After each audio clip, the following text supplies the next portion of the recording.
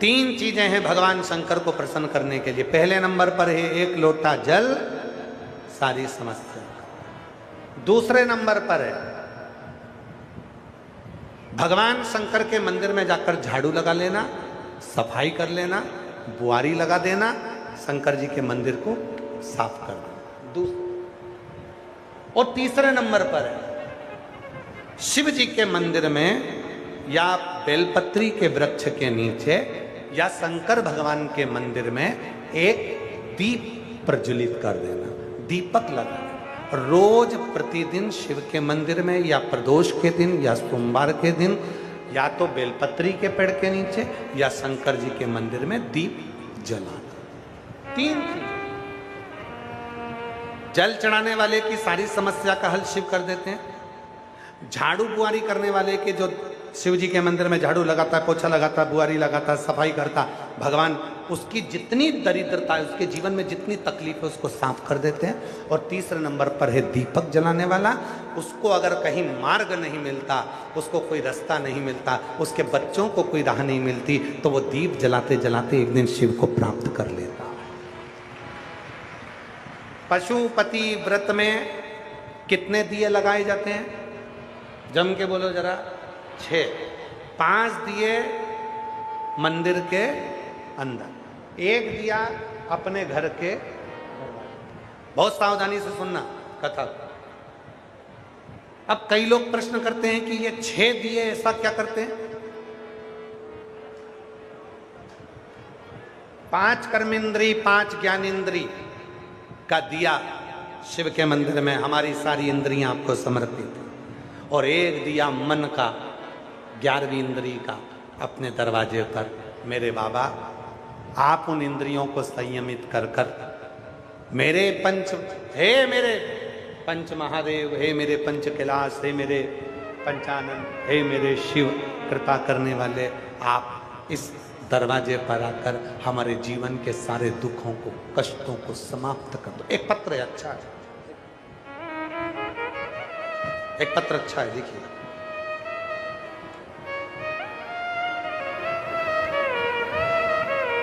मेरा नाम संजय है, मेरा मोबाइल नंबर यह है। मैं हरियाणा के करनाल असंध से हूँ। मैं हरियाणा के करनाल के असंध से हूँ।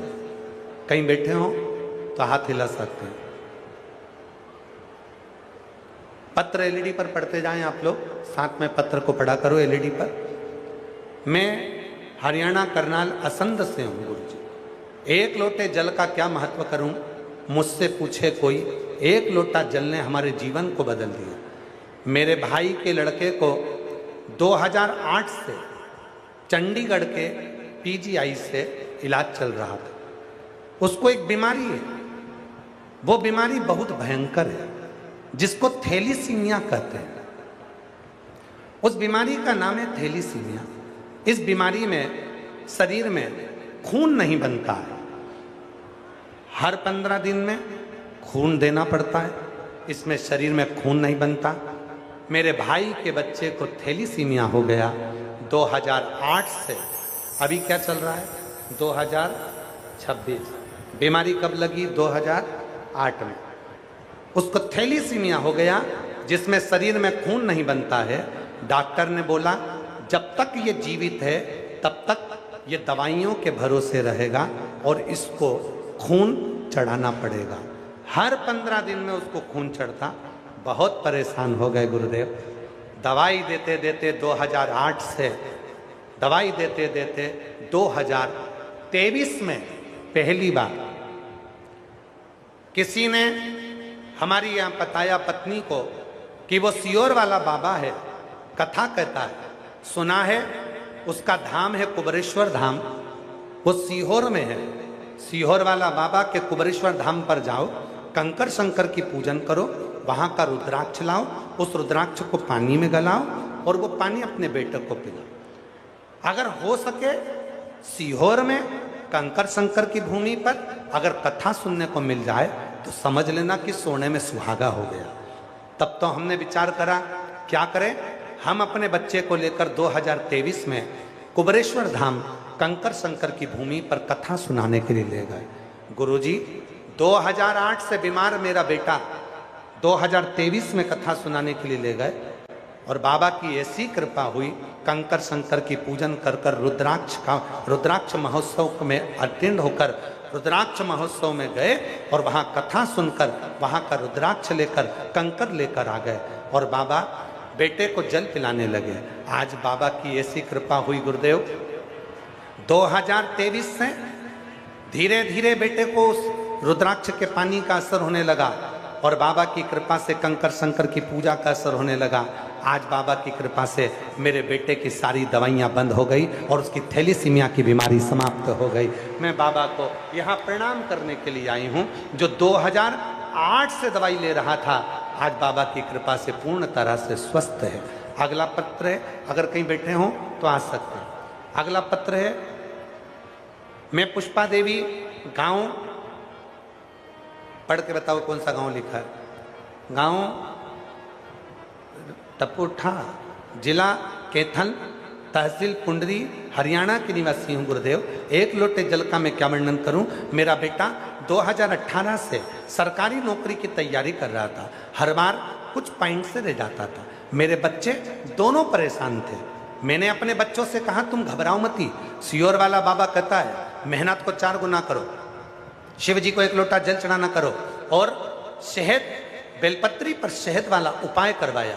बाबा ने ऐसी कृपा कर दी गुरुदेव कि आज मेरा एक बेटा सरकारी नौकरी में लग गया। आज वो करनाल में पटवारी के पद पर नियुक्त हो गया। मैं बाबा को यहाँ धन्यवाद देती हूँ। और मेरा दूसरा बेटा बाबा की कृपा से 10 सालों के बाद सीए पद पर नियुक्त हो गया। मेरा बेटा दोनों, एक सीए बन गया, दूसरा पटवारी बन गया। तीसरा पत्र है, गुरुजी मेरा नाम प्रदीप कुमार है, मेरी पत्नी का नाम सुनीता देवी है, मेरे गांव का नाम पंजारो, जिला यमुनानगर से है गुरुदेव। मेरा मोबाइल नंबर ये है। गुरुजी मैं क्या गुणगान करूं। 20 साल से मेरे घर में औलाद नहीं थी गुरुदेव। लोग मुझे अपशब्द कहते थे, मुझे बांझ कहते थे, लोग अपना बच्चा मेरी गोद में नहीं देते थे गुरुदेव, लोग मुझे ताना देते थे। एक दिन किसी ने कहा सियोर वाला बाबा जब कथा कहे उसके पंडाल में जाकर बैठ जा, उसकी मिट्टी को अपने गर्भ से लगा। हम लोग गुरुदेव 5 पंडाल कथा श्रवण करे और वहाँ की मिट्टी को लगाया और 20 साल के बाद मेरे घर में बच्चे ने जन्म लिया। मैं बाबा को यहाँ प्रणाम करने के लिए आई हूँ। मेरा नाम प्रदीप कुमार, मेरी पत्नी का नाम सुनीता देवी, गांव का नाम पंजारो, जिला यमुनानगर से आई हैं। अगला पत्र है, गुरुदेव मेरा नाम अनिल कुमार, पत्नी का नाम निर्मला देवी और मेरे बेटे का नाम सोनू उर्फ सोनू है। भट्ट निवासी, घरोड़ा, करनाल के रहने वाले हैं गुरुदेव। हम ब्रह्म भट्ट निवासी, घरोड़ा, करनाल के रहने वाले हैं गुरुदेव। मेरे बेटे की शादी के यहाँ 11 साल हो गए थे और गुरुदेव 11 साल हो गए पर कोई संतान का सुख नहीं थी। तब हमने जगह घरोड़ा, करनाल, जिंद पहुंचकर इलाज करवाया पर औलाद का सुख नहीं आया। तब किसी ने कहा सियोर वाला बाबा कथा करता है, प्रदीप मिश्रा जी की कथा की महाशिव पुराण आती है, वो उपाय बताते हैं, उनको करो। तब हमारे यहाँ हमने आपके उपाय करना प्रारंभ करा और बाबा की कृपा से 6 अक्टूबर 2025 को हमारे यहाँ 11 साल के बाद पुत्र रत्न की प्राप्ति हुई। कहीं बैठे हों तो आ सकते हैं। अगला पत्र है, नीलम सेन, पति का नाम महावीर सेन, बसताड़ा, घरोड़ा की रहने वाली हूँ। घरोड़ा से हैं, बसताड़ा से। गुरुदेव बाबा का मैं क्या गुणगान करूं। सफेद आंकड़े की जड़ का उपाय और आपकी कथा और आप पर भरोसा मेरे घर में सुखी खुशियां दे दिया। 2021 से आपकी कथा सुन रही हूं गुरुदेव। बाबा हमारे यहाँ औलाद नहीं थी, कई साल हो गए थे, ऐसी कोई जगह नहीं थी जहां हम नहीं गए। बाबा की कृपा से बाबा, तब हमने आपकी कथा सुनना प्रारंभ करी और बाबा की कृपा से मेरे घर में बाबा की करुणा से 10 साल के बाद औलाद का सुख प्राप्त हुआ। 10 साल के बाद हमारे यहाँ बच्चा हुआ। आज मैं यहाँ सभी को प्रणाम करती हूँ, 36 बिरादरी को नमन करती हूँ और यहाँ हरविंदर कल्याण जी की को भी नमन करती हूँ और उनका सहयोग, 36 बिरादरी का सहयोग इस कथा को करवाया। ना जाने कितनी माताएं आपकी कथा सुनने नहीं जा सकी। आज 36 बिरादरी को इस सब का पुण्य मिलेगा कि उन्होंने इतनी माताओं को कथा सुनवा दी और उनके मन की कामना पूर्ण कर दी। मैं पूरी 36 बिरादरी को दंडवत होकर प्रणाम करती हूँ जिन्होंने हम बेटियों को, हम बहनों को ये कथा सुनवाई।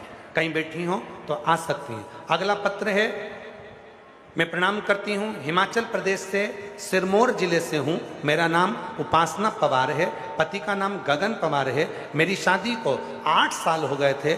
मेरे डॉक्टरों का इलाज करवाया, पंडितों को भी दिखाया, बहुत पैसा लगाया, पर संतान नहीं हुई। तब मेरी एक मौसी ने कहा कि तुम टीवी पर कथा आती है, एक पंडित जी वो सुनो और उनके बताए उपाय करो। मैंने उनके कहने पर कथा सुनना प्रारंभ किया। मैं आपकी कथा लॉकडाउन से कथा सुनना प्रारंभ करी और बाबा की कृपा से 14 अक्टूबर 2024 को मेरे घर में पुत्र रत्न की प्राप्ति कई वर्षों के बाद 8 साल के बाद हो गई। मैं बाबा को यहाँ नमन करने के लिए आया।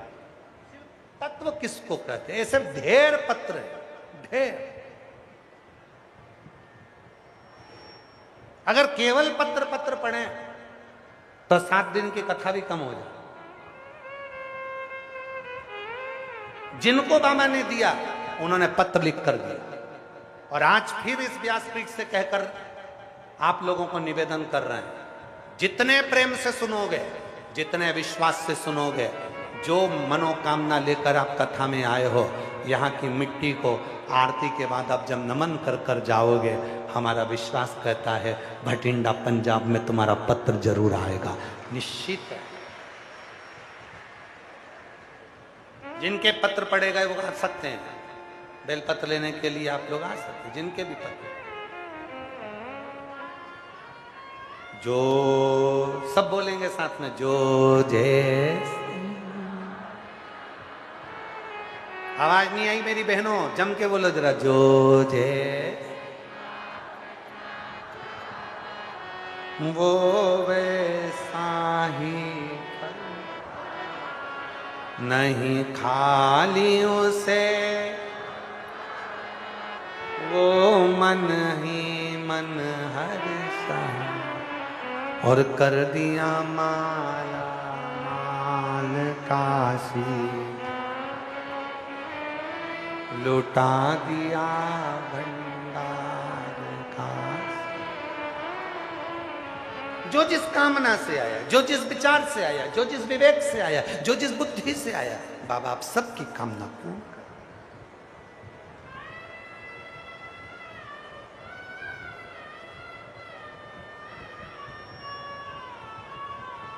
सबकी कामना पूर्ण।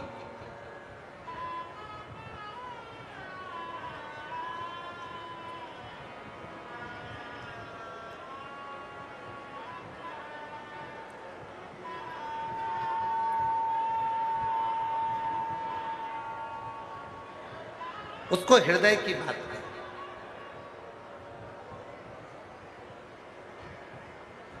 अपने चित्त की बात शिव से कर। शिव के मंदिर में ये 3 चीजें सुख प्रदान करती है। पहले नंबर पर जल, दूसरे नंबर पर मंदिर में लगाई गई झाड़ू पोछा सफाई, तीसरे नंबर पर शंकर जी के मंदिर में लगाया गया दीप शिव जी के मंदिर में जलाया गया, शिव के मंदिर में लगाया, सुख प्रदान।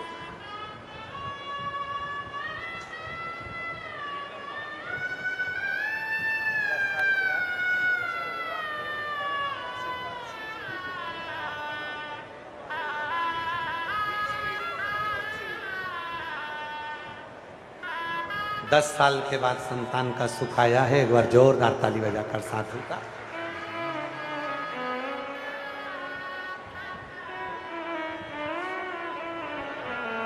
जो जैसी भावना लाया वो वैसा ही फल पाया, नहीं खाली उसे लौटाया, मन हर्षाया और कर दिया माला माल काशी वाले लुटा गया भंडार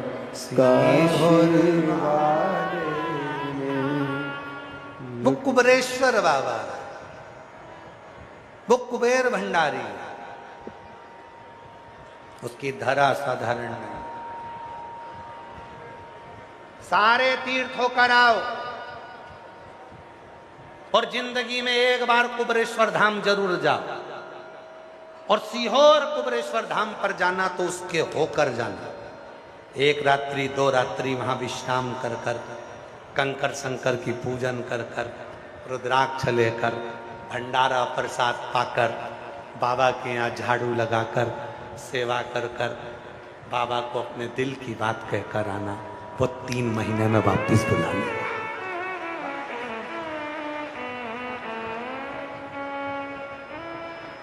बारह ज्योतिर्लिंग के मध्य में है कुबेरेश्वर धाम, जहां पहुंचकर मन की कामना पूर्ण, और जिंदगी में कभी मौका मिल जाए और कुबेरेश्वर धाम पर शिव महापुराण की कथा सुनने को मिल जाए, कभी मौका मिल जाए शिव पुराण की कथा सुनने को मिल जाए, तो उस कंकर शंकर की धरा पर 7 दिन रहकर उसका था लाओ, अपने जीवन को अपने जीवन को साथ।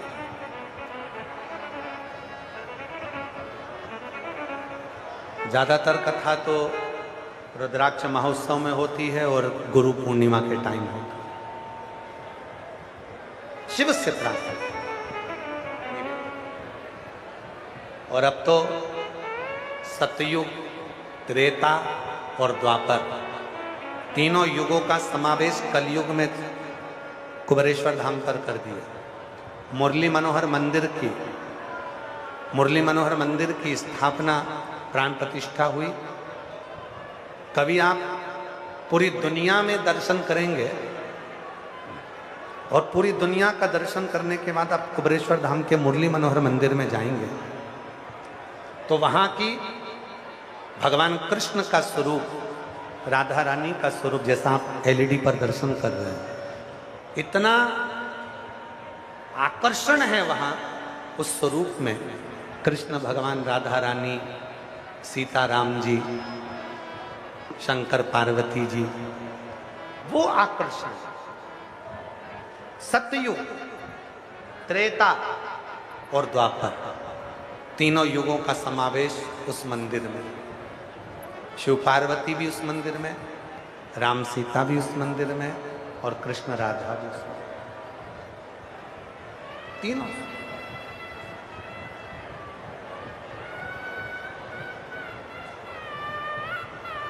तीनों भगवान का विरल दर्शन। शिव तत्व तारकासुर के प्राणों को हरने के लिए षडानंद कार्तिकेय का प्रागट्य हो। षडानंद कार्तिकेय जी जब तारकासुर को मारने के लिए जाने लगे,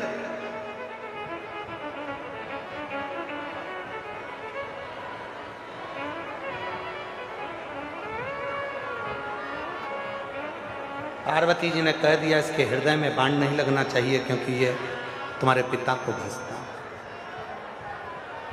पिता को।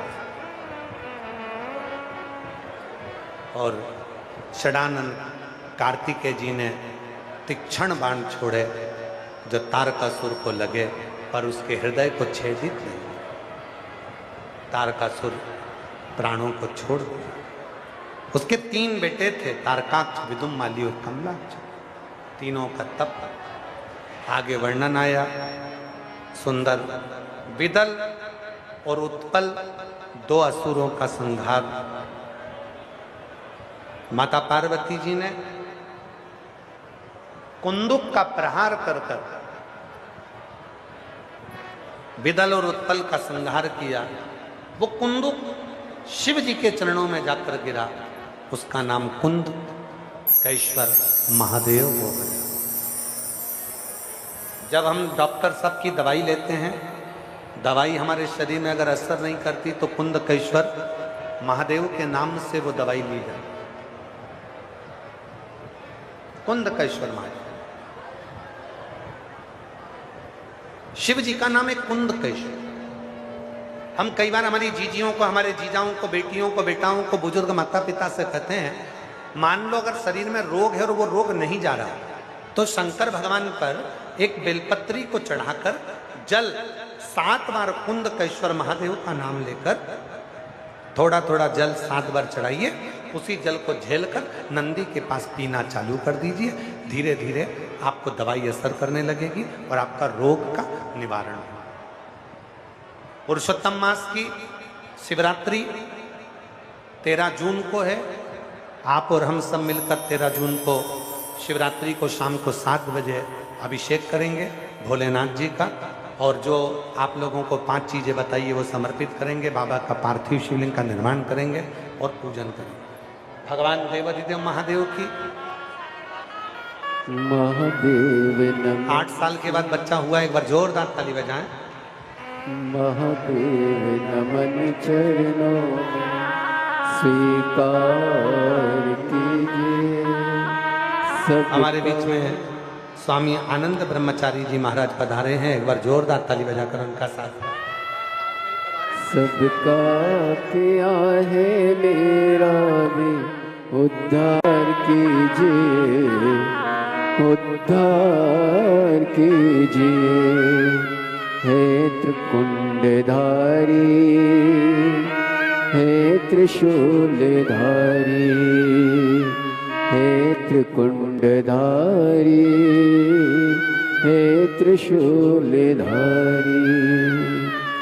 चरणों में तेरे बाबा जी पावन है चारों धाम।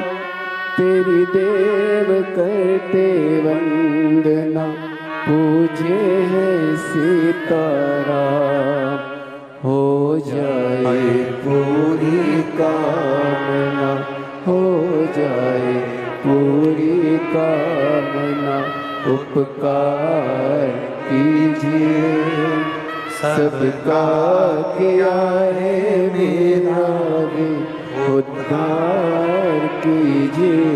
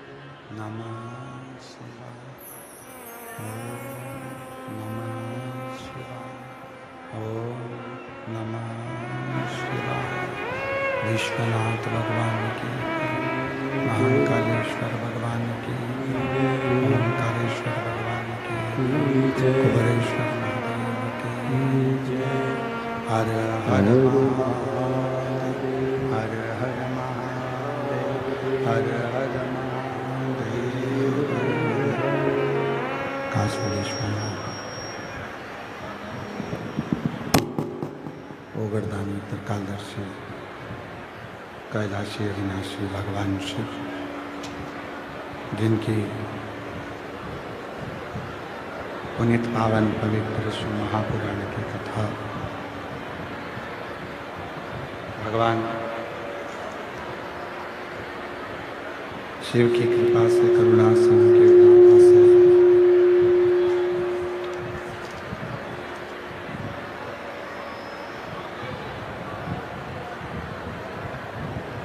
ये पवित्र पावन शिव महापुराण की कथा हरियाणा के गरोंडा क्षेत्र में अनाज मंडी के अंतर्गत बाबा देवानंद महादेव की कृपा से, भगवान शिव की करुणा से, उनकी उदारता से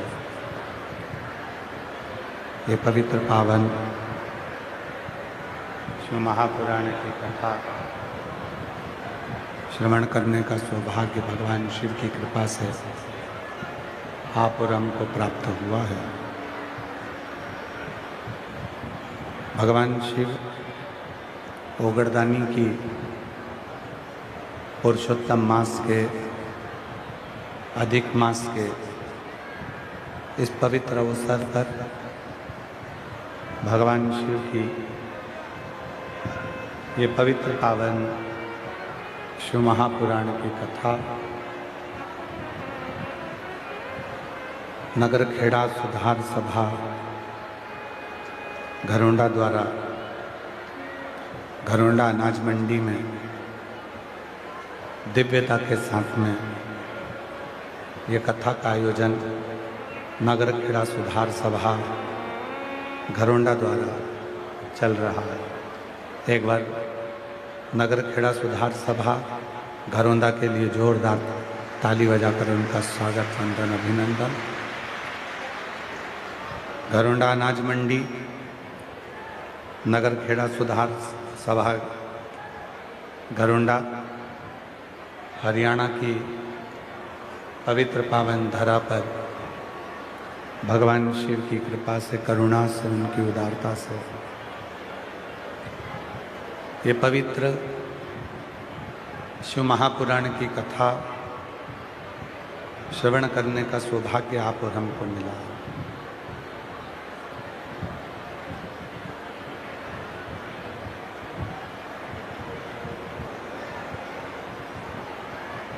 शिव केवल एक शिवलिंग के रूप में या मूर्ति के रूप में भगवान शंकर शिवलिंग के रूप में या एक मूर्ति के रूप में नहीं रहते। भगवान शंकर अगर आपको कहीं मिलेंगे, भगवान शिव यदि कहीं प्राप्त होंगे तो आपको विश्वास के रूप में प्राप्त होंगे, भरोसे के रूप में प्राप्त होंगे, एक दृढ़ता के रूप में प्राप्त होंगे।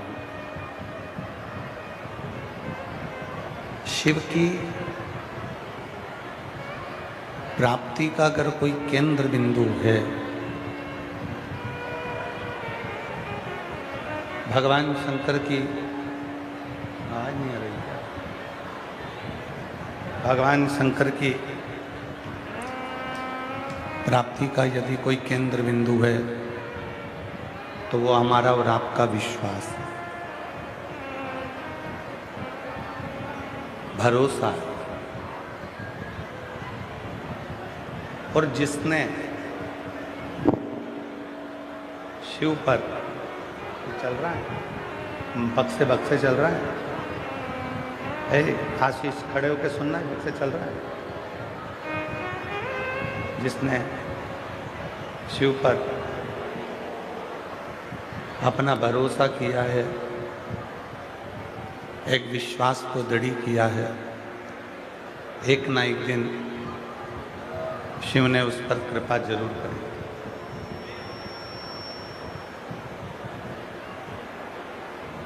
भरोसे, हे बाबा, हे साउंड वाले भैया, आवाज बढ़ाओ।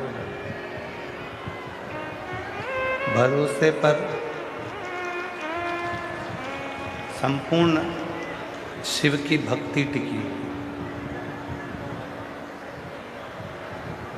विश्वास पर संपूर्ण भगवान शंकर की शक्ति और भक्ति टिकी।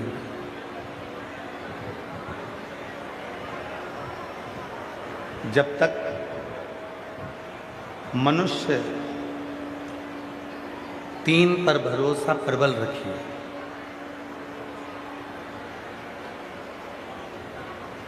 और वो करना भी चाहिए। एक अपने आप पर पूर्ण भरोसा रखो कि मैं जिस काम को करूंगा, मैं जिस कार्य को करूंगा, वो कार्य सफल होकर रहे। पहला भरोसा अपने आप पर करो, दूसरा भरोसा अपने पिता, अपने बाप पर, अपनी माता पर, अपने गुरु पर अवश्य करो।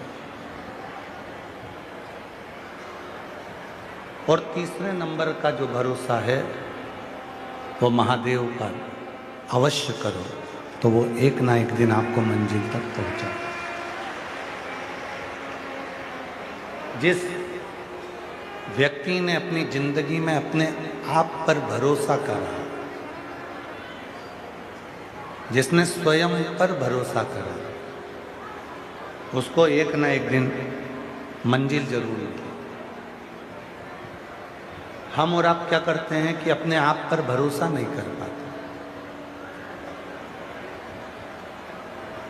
हम और आप क्या करते हैं कि अपने आप पर भरोसा दृढ़ नहीं कर पाते। जब भी कोई व्यक्ति कोई कार्य करता है तो उसके मन में दो उलझन उत्पन्न होने लगती है, होगा कि नहीं होगा,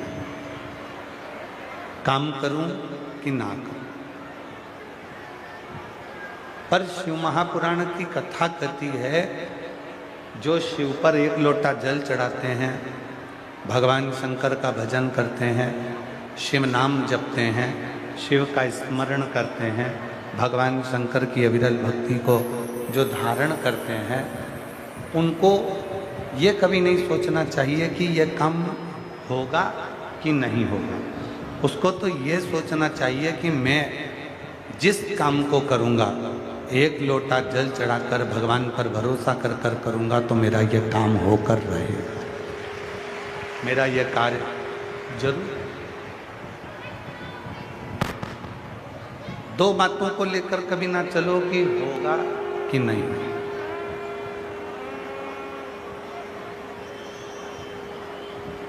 एक कथा कही थी आपको, परसों की कथा में कि घर में दो तरह के लोग होते हैं। एक भगवान को मानते हैं और दूसरा नहीं मानते। घर में दो तरह के रिश्तेदार होते हैं। एक थोड़ा सा सम्मान देने पर खुश हो जाते हैं और दूसरे रिश्तेदार ऐसे होते हैं जिनको बहुत सारा सम्मान दे दो तो भी खुश नहीं हो पाते।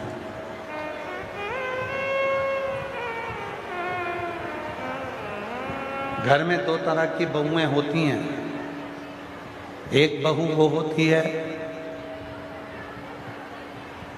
जो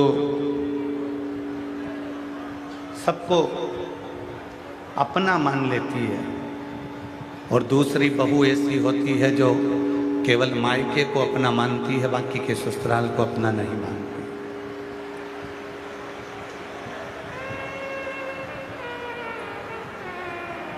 घर में दो तरह की बुआ होती हैं। दो तरह की बुआ, दो तरह की नंदे, दो तरह की बेटी होती है। एक थोड़ा सा सम्मान मिलता है और वो बुआ, वो बेटी, वो ननंद अपने मायके की खुशियों को देखकर खुश हो जाती है। दूसरे नंबर की बुआ, बेटी, ननंद ऐसी होती हैं, उनको कितना भी दे दो, कितना भी प्रदान कर दो तो भी उनके चेहरे पर खुशी नहीं आ पाती।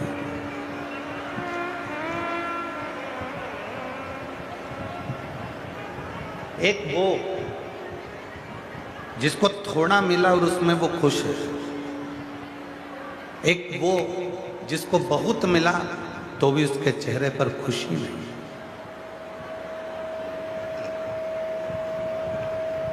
उसके चेहरे पर प्रसन्नता नहीं है।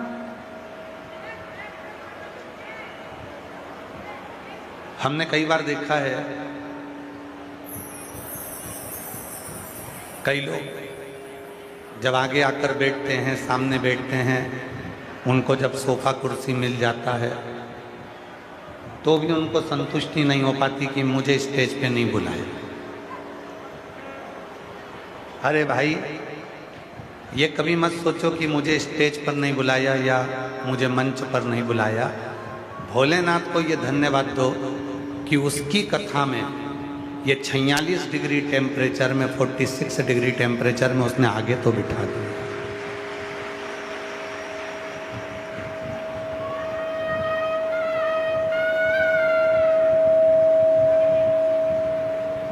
ये उसकी कृपा जो उसने अपने तक हमको बुला लिया। और कृपा की ना हो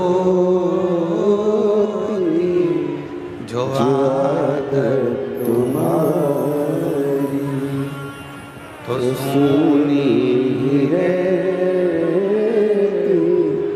अदालत तुम्हारी गरीबों के दिल में जगा जो न पाते तो किस दिल में होती इबादत तुम्हारी, तो किस दिल में होती इबादत तुम्हारी।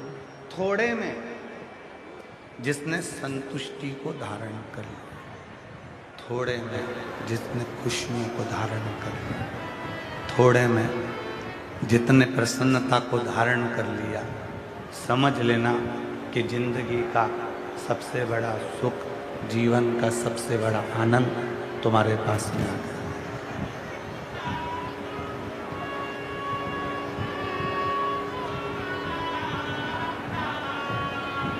एक बहुत बड़ा समुद्र है,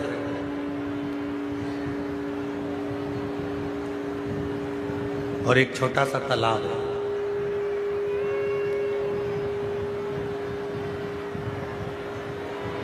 एक बहुत विशाल समुद्र है और एक छोटा सा तालाब। समुद्र बनना सरल है पर छोटा तालाब बनना कठिन है। समुद्र बनना इसलिए सरल है क्योंकि समुद्र में सब जगह का जल आ जाता है। समुद्र में हर जगह का पानी, प्रत्येक नदियों का पानी समुद्र में आकर मिल जाता है। एक समुद्र है, एक छोटा सा तालाब। समुद्र बनना सरल है। सारी नदियों का पानी आपके पास में आ जाएगा, आप समुद्र बन जाओ।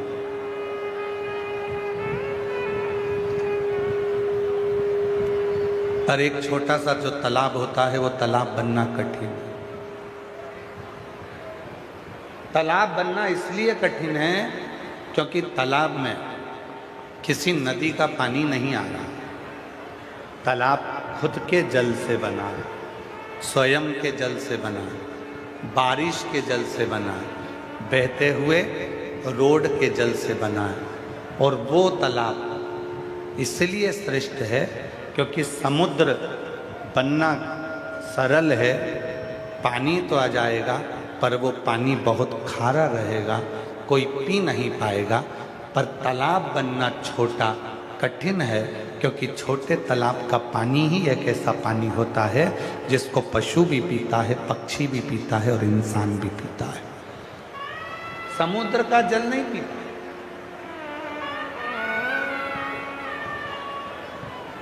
अगर कोई पशु, पक्षी, कोई जानवर, कोई मनुष्य, कोई भी अगर जल पिएगा तो छोटे तालाब का जल पिएगा, वो समुद्र का जल पीने के लिए नहीं जाएगा। घरोंडा के कितने लोग हैं जो समुद्र का पानी पीने के लिए कभी गए हो? कोई नहीं गए। समुद्र का पानी पीने के लिए नहीं जाते लोग, समुद्र को देखने के लिए चले जाएंगे, समुद्र की लहरों का आनंद लेने के लिए चले जाएंगे, समुद्र में जहाज में घूमने के लिए चले जाएंगे, समुद्र के किनारे चले जाएंगे, पर समुद्र का पानी नहीं पिएंगे। समुद्र का पानी कोई पीता नहीं, खारा।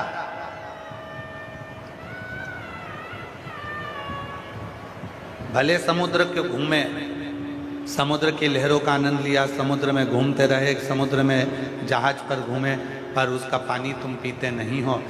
तालाब छोटा है, भले तुम उस पर घूमने नहीं गए, भले तुम उसमें जहाज पर नहीं घूमे, भले तुमने उसकी लहरों का आनंद नहीं लिया, पर उसका पानी देखकर जब प्यास लगे तो पीने का मन कर जाता है। और वो तालाब का पानी खारा नहीं होता, खारा नहीं होता।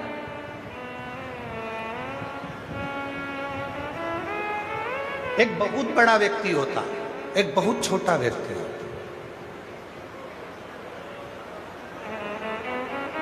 हो सकता है हमारी बात का आप लोगों को थोड़ा बुरा लग जाए, तो लग जाए, दूसरी बार मत बुलाना, पर कहकर जरूर जाएंगे। एक बहुत बड़ा व्यक्ति होता है, एक बहुत छोटा व्यक्ति होता है। आप छाती ठोक कर कहते हो कभी कभी, जब आप उलझ जाते हो, जब आप कहीं ना कहीं किसी रिश्तेदार के यहाँ जाते हो तो छाती ठोक कर कहते हो, वो है ना हमारा चंडीगढ़ में रहता है, वो हमारा मौसी के लड़के का लड़का है।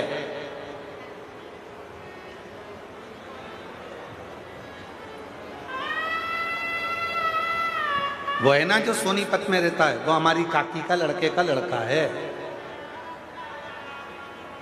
कोई बहुत बड़ा व्यक्ति है तो उसकी पहचान आप बताते हो, उसकी पहचान आप दिखाते हो, पर याद रखना कभी भी उलझोगे ना तो वो बड़े व्यक्ति की तुमने पहचान तो बता दी, पर वो बड़ा व्यक्ति तुम्हारे दुख में खड़ा नहीं होगा। दुख में खड़ा होगा तो वो छोटा व्यक्ति जिसकी तुमने कोई पहचान नहीं बताई, कुछ नहीं बताया, कुछ नहीं करा, वो छोटा, वो साधारण, जिसकी कोई पहचान नहीं है फिर भी तुम्हारी दुख की घड़ी में वो सामने खड़ा, तुम्हारी तकलीफ की घड़ी में वो तुम्हारे सम्मुख में खड़ा।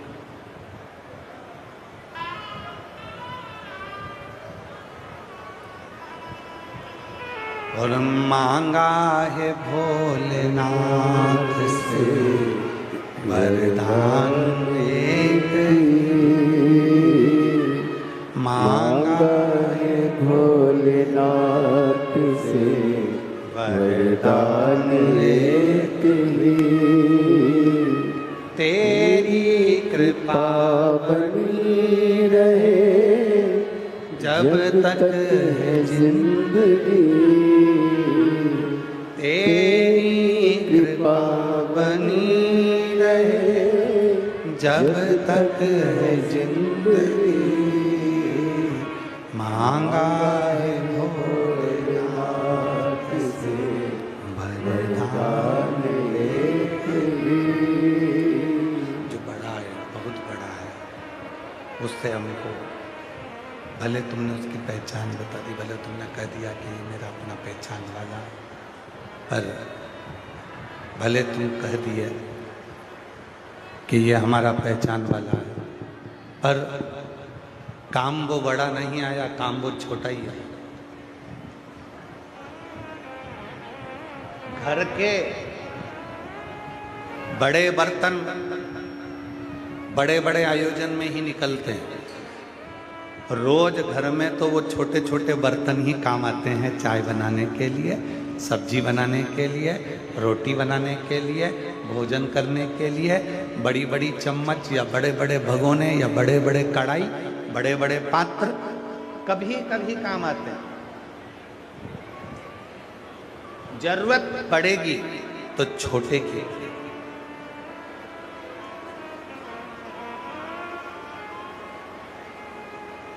समुद्र बनना सरल हो सकता है, पर तालाब बनना कठिन है।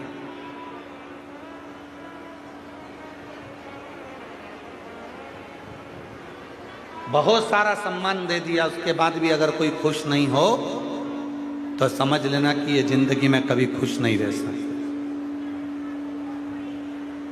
और थोड़े से सम्मान से, थोड़े से आदर से, थोड़े से सम्मान से अगर कोई खुश हो जाए तो समझ लेना कि जिंदगी में सबसे ज़्यादा सुखी व्यक्ति यही है, जो थोड़े से सम्मान से, थोड़े से आदर से, थोड़े से सत्कार से वो खुश हो।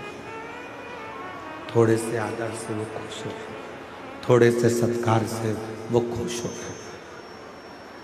प्रसन्न हो गए, आनंदित हो गए। बहुत शिव भगवान ओघड़दानी, भगवान शंकर त्रिकालदर्शी, कैलाशी, अविनाशी, मेरे भोलेनाथ को तुमसे बहुत सारा कुछ नहीं चाहिए।